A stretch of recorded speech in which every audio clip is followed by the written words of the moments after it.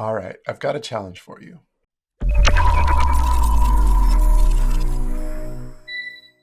So I want to offer a challenge. If you've never worked in the games industry yet and you're looking to get your first job, I'm going to give you 4 steps to get there. And there's going to be a link in the description for a more comprehensive curriculum that you can go get inside of our free training. That'll be a really handy resource for you to download. But I'm going to break it down really quickly of all 4 steps, what you need to know, what you need to do to get yourself job ready and into a studio making effects professionally. Some of you might be coming from a concept art background. Some of you might be coming from a more technical background or anything in between, animation, design, whatever, right? But this will get you there. We've seen this with anybody who applies themselves fully, full time. A year is plenty of time to get yourself job ready if you're willing to put in the work and the time. Okay, so I want to break this into 4 segments. Think of it as 4 quarters, right? There's 4 quarters in a year. Each quarter has 3 months. So on months 1 through 3, or the first part of this challenge, you're going to be focusing on foundations. So foundations is a lot about sort of falling in love with the concepts of effects. Think of it like freshman year. You're getting exposed to a lot of things. You're not necessarily making big, ambitious projects. That's going to be way too fast if you try diving right in, and you're going to get a little bit overwhelmed. Take some time in the first month, especially, to get familiar with concepts around timing, color, shape design, what the different elements are, how they behave, what the physics that drives it might be in the real world, all before you even start making effects. During months 2 and 3, you're going to start tinkering a little bit more with the tools, get introduced to how to paint digitally, get introduced to how to use a game engine and how to animate your particles, right? This isn't anything for your portfolio. That's going to come much later.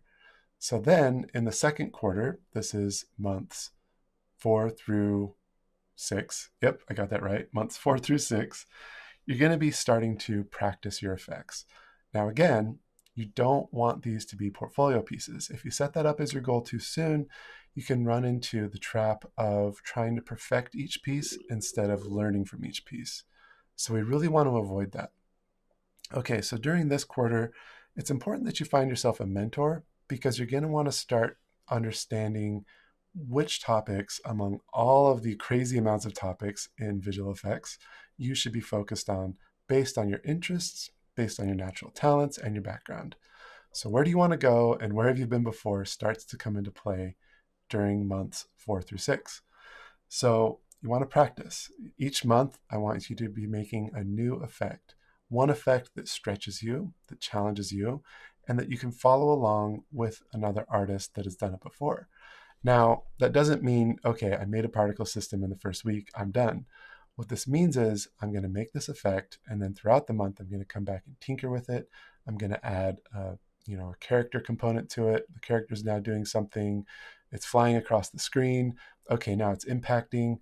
Dang, I don't know if I like the color. I'm going to add some more emitters. I'm going to really play around with this thing.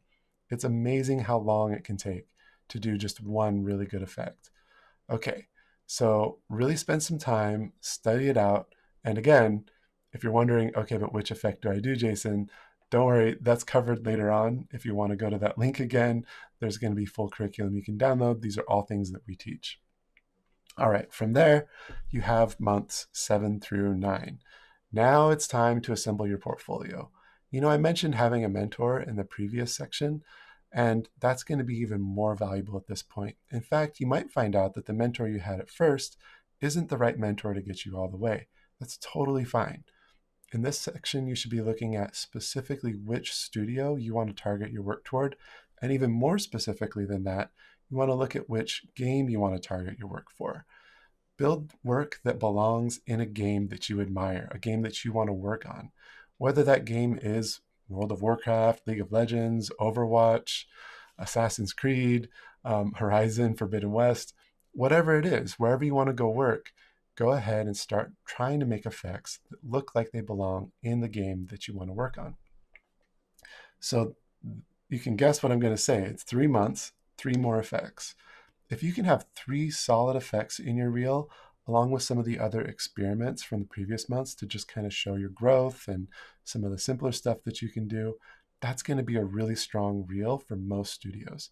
Now, of course, that mentor that you're going to have is going to talk you through all the specifics of what it takes to get into a particular studio.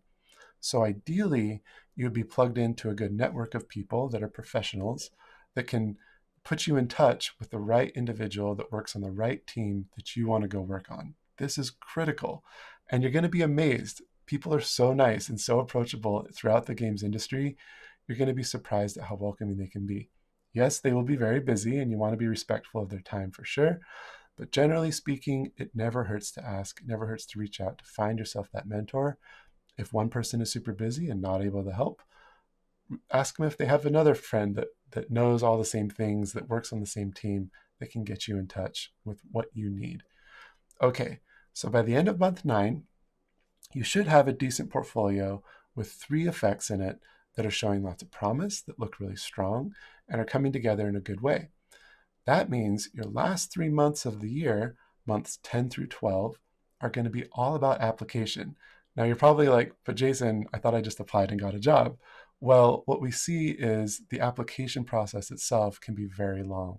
So expect this to come up. When you first apply to a studio, they're going to want to have a call with you. And that first call is going to be super nerve-wracking. That's totally normal. Don't worry about it. And they're going to want to get to know you a little bit, make sure that you are a culture fit for their studio and that you sort of, you're a decent person, you're a real person, and they're excited to get to know you a little better. If that goes well, which it usually does, they'll move you on to the test. All right. All of this assumes that your portfolio was good in the first place. They're going to know that you've got the stuff, but they're going to want to see how it is to work with you. 9 out of 10 times, they're going to give you a test. And that test is going to take you another couple weeks, right? And if you're applying at multiple studios, that's going to be now a couple of months. Or if the timing isn't right, or it takes them longer to get back to you. That's why I leave about 3 months here at the end, just to kind of manage your expectations that this doesn't happen right away, even if you have an amazing portfolio and you're good to go. A lot of times people ask, is it going to come up in the interview where I went to school or what my degree is or that kind of thing? I could do a whole separate video on that, but basically the portfolio is king. The portfolio is the thing that's going to get you in the door to get those interviews that eventually leads to the job. Okay, so you're doing all these tests, you're getting rounds of feedback, you're talking with studios, you're exhausted because you're stressed and pressured and it's your first big thing. All of this is very normal. Again, that is what the mentor is there for, is to kind of talk you through it and guide you and comfort you and help you understand it's going to be okay. So a lot of times you'll have like a work in progress, and this is again them testing you what it is like to work with them. And so you're going to want to go into it and say, okay, here's my rough pass. I know that this is rough. The timing is in. What's your feedback for me on how this is going? Other times they might just want one delivery and they just want to see how well you can do with your own resources. Then it might be more appropriate to rely on your network for feedback and help to get the test refined. Me personally, I don't like to give feedback on tests because I want to see how the person does after they've prepared for it. Okay, so there you go. That's about a year's time. Now, this is all assuming that you devote yourself full time to it, and it's all assuming that you're really all in. A lot of you might be in school right now. That's understandable. I know school can be a time when you're working your tail off, and then thinking of all this extra work can be a lot. Like I said, at the end of the day, the portfolio is everything. That's something that I really prioritized when I was in school, and it really worked out well for me. I've seen that work out well for a lot of others as well. You don't necessarily have to go to college to get a job in the games industry these days, especially as an artist. The portfolio is what matters the most. All right, so I hope that helps. I know a lot of you out there are probably watching this and have your own stories that you want to share. I'd love to hear that in the comments. What was your journey to get into games? How long did it take you from when you started to when it ended? Some of you may be coming with some of this experience already, so you can pick up in the second or third quarters. Some of you might want to start totally from the beginning and it'll take the full year. But either way, I'm really excited to hear how you do with this 1-year challenge. All right, that's it for now, and y'all have a wonderful day.